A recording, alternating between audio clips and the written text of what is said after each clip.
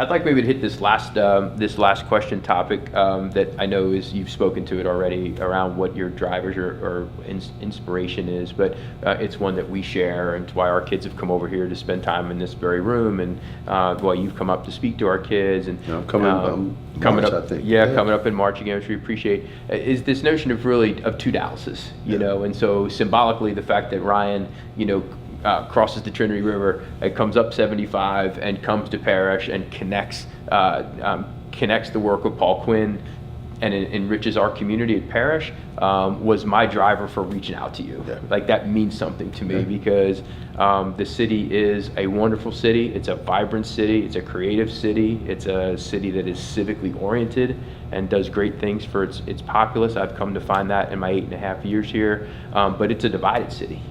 Right, and so I think anything that we can be doing in our work as community leaders to help my kids in North Dallas recognize that there's a really cool institution doing innovative things in South Dallas, and we should know more about it and travel to see it. As our Leadership Institute kids did come out here and understand how you transform your football field into a garden and how that's filling a need and is innovative thinking. Like, we have to be doing that. So, as you think about this notion of two Dallases as a community leader who's greatly respected, what resonates with you there, and what is your aspiration and hope for the future of our city? Yeah, it's interesting. It's really bad, and I know that that's sort of taboo to say right now because lots of people feel as if they're making these tremendous efforts and all of that, but there are still far too many communities where you cannot do simple things simply in this city. We are a work college with no easy access to rail. Our students, so last week we entered into a partnership with OFO to have bike sharing on campus. You go to some parts of the city, and this is just the kind of quality of life examples.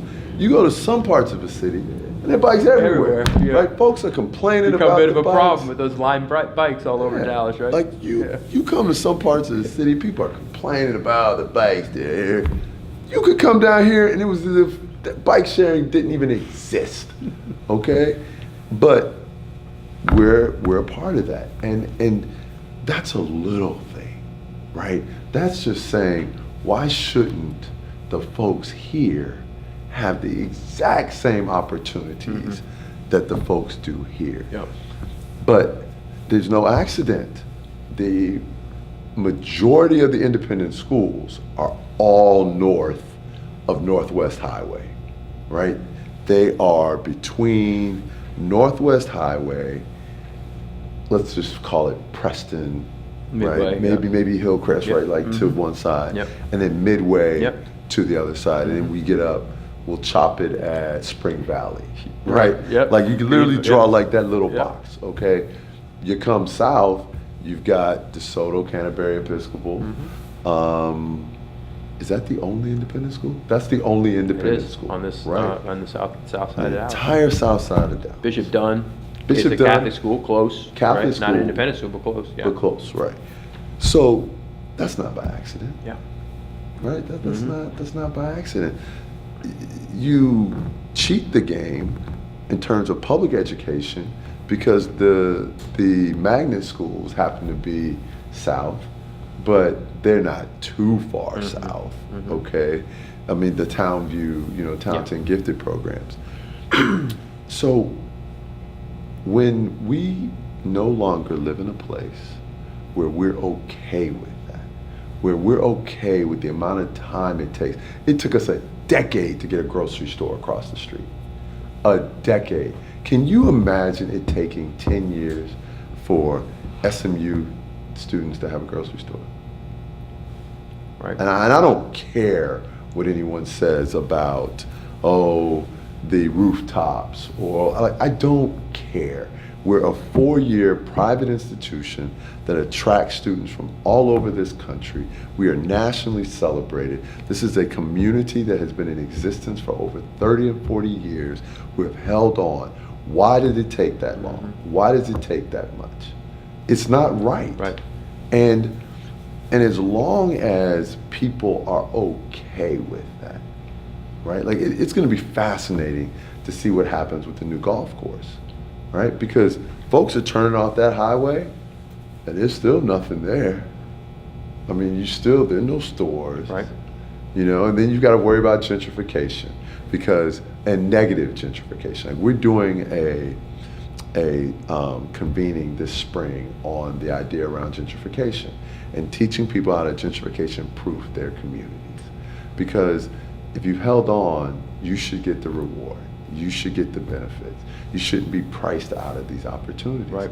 This isn't right. Yeah, and that's incumbent on institutions like ours to raise awareness around whether it's the food desert or the stray dog issue, right? No, I didn't even touch that one. Exactly. Right, yeah. Like you've got stray dogs running around your campus here, causing all sorts of threat to your campus and to your students. All those issues are civic-based issues, and I know we don't do as good a job as we should in exposing our students. Well, again. but let's be clear, you all do a damn good Well, job. we do. We try to. Yeah. We definitely try. But I think, how about through coursework, right? Because we are, again, we're so I think to a certain degree constricted by what the demands of the credit-based expectations are for colleges. But this is, again, to your admonition, I think for all of us to think about curriculum that allows us to focus outward into what is relevant in our immediate community. In my estimation, this void that exists in the city that threatens the future vitality of Dallas in 2050 or 2075, right? As you really look down the road,